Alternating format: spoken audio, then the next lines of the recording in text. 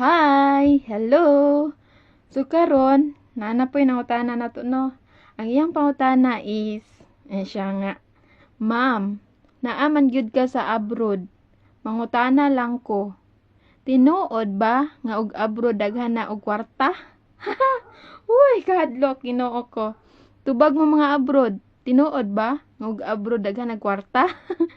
Bitaw, ang tinuod diri sa abroad dako-dako jud siyang sweldo no.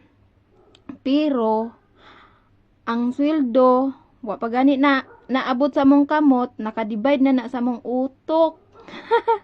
Labi nagpa-project ka sa Pinas or nag-savings ka, nag-abot sa imong sweldo, diretso gina nimo padala. Nya, napakay pamilya nga ginapadalan, ginasuportaan.